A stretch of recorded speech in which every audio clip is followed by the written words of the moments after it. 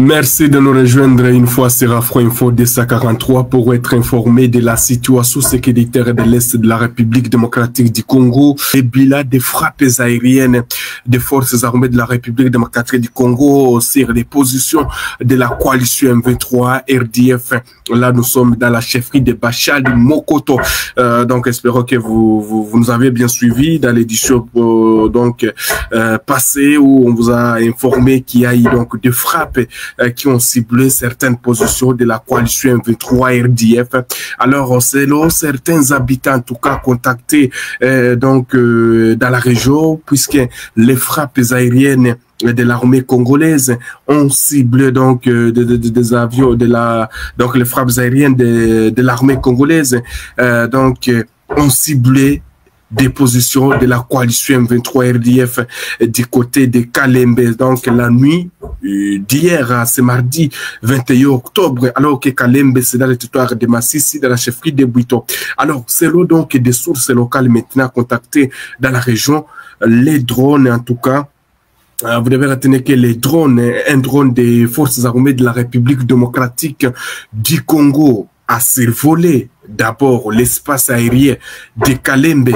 Les habitants rapportent que les drones a fait plusieurs tours avant de lâcher la bombe sur une position avec précision de la coalition M23 RDF au niveau, donc auprès de Kalembe. Alors, cette détonation a plongé les habitants de Kalembe et Kalonge dans la peur croyant au début des hostilités entre les belligérants. Le bilan de cette frappe aérienne n'est pas encore connu, mais les habitants en tout cas locaux parlent des mouvements d'ambulance entre Kalembe et Mweso ce mardi matin. Donc, ce sont donc les rebelles du M23 soutenus par l'armée rwandaise qui sont venus avec des ambulances. Les ambulances sont en train de faire des mouvements depuis le matin jusqu'à maintenant. Il y a toujours des mouvements des ambulances des rebelles du M23 soutenus par l'armée rwandaise.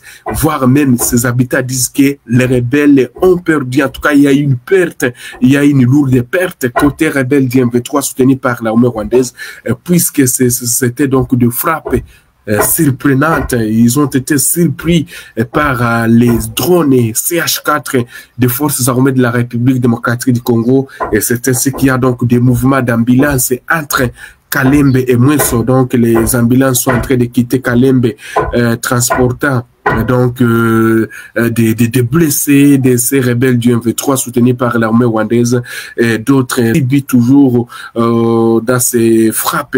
Alors, bien que la situation en tout cas soit calme pour l'instant, que la journée de ce mardi au niveau de Kalembe, la psychose règne toujours dans cette agglomération située à la limite entre le territoire de Massissi et le territoire de Walikale, ajoutent nos sources sur place. Alors, vous devez retenir que l'armée congolaise multiplie de frappes ciblées sur des positions de la coalition M23 RDF, tant au nord Kivu qu'au sud Kivu. L'armée congolaise aussi accuse toujours la coalition M23 RDF de ne pas respecter donc les cessez-le-feu. Il n'y a pas de cela où la coalition M23 RDF chercherait toujours à déborder pour aller attaquer la cité de Pinga, pour attaquer les positions des forces armées de la République démocratique du Congo dans les Massissi, dans les Walikale. Alors l'armée congolaise a ciblé avec précision les positions de la coalition M23, et d'ailleurs d'autres sources des habitants, donc près des habitants qui ont requis l'anonymat pour des réseaux sécuritaires, parlent en tout cas d'une destruction de toutes les positions de la coalition M23 RDF. C'est pourquoi ce matin, on signale qu'il y a donc les mouvements des ambulances entre Mweso et Kalembe du côté de la coalition M23 RDF. C'est ça que vous devez retenir concernant ces frappes aériennes qui se sont donc déroulées du côté de Kalembe sur les positions de la coalition M23 RDF, alors que des combats sont toujours à Massissi. Pour l'instant, laissez-moi vous informer concernant donc ces combats. En tout cas, il y a toujours des temps ces combats. Au moment où je suis en train de vous informer, il y a tous ces combats qui opposent la coalition M23 RDF aux résistants Wazalendo depuis donc la matinée de ce mardi 21 octobre dans les différents villages du groupement Bachali-Mokoto. Voilà, donc c'est dans les Bachali-Mokoto où il y a des combats pour l'instant. D'après les sources locales, et donc ces affrontements sont concentrés dans les plusieurs villages, comme je l'ai dit, le village de Bibwe.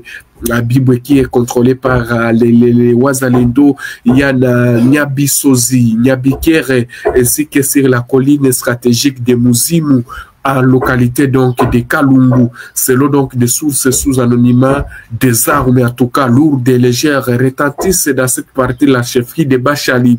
Ces attaques simultanées ont été lancées par la coalition M23 RDF pour repousser ou pour voir si elle va donc récupérer les positions des Wazalendo, puisque selon donc ces sources, les Wazalendo avanceraient, il y aurait une avancée significative des résistants Wazalendo, surtout à Bibwe, où d'ailleurs les Wazalendo, donc selon plusieurs sources, ont franchi Bibwe, ils sont en train même de faire des incursions du côté de Nyange, et puisque lorsque vous quittez Nyange, vous montez vers Kitso, après Kitso, lorsque vous quittez Bibwe, vous allez vers Kitso, après Kitso, il y a Nyange, alors que selon plusieurs sources, les Wazalendo, donc, aurait franchi même Kitso pour se retrouver même à Nyange. C'est ainsi que la coalition M23 RDF cherche à étouffer cette avancée des Wazalendo sur ce tronçon Mpati, Nyange et Kitso Bibwe. Les combats sont intenses pour l'instant toujours. La population civile est en train de fuir pour l'instant. Vous devez retenir que donc selon un habitat donc de la place, cet habitat affirme qu'il est en train donc d'entendre des explosions de bombes et les bruits des armes lourdes. Depuis en tout cas le matin, la coalition M23 RDF attaque les positions de Wazalendo, même sur la colline de Muzimu qui est donc sous contrôle toujours de Wazalendo. À Kinyana, c'est le calme donc qui règne avec la présence des Wazalendo. Vous devez retenir que jusque-là, la situation toujours reste tendue dans le territoire de Massissi, même s'il y a donc le mécanisme de vérification de cessez-le-feu qui a été signé entre les deux parties.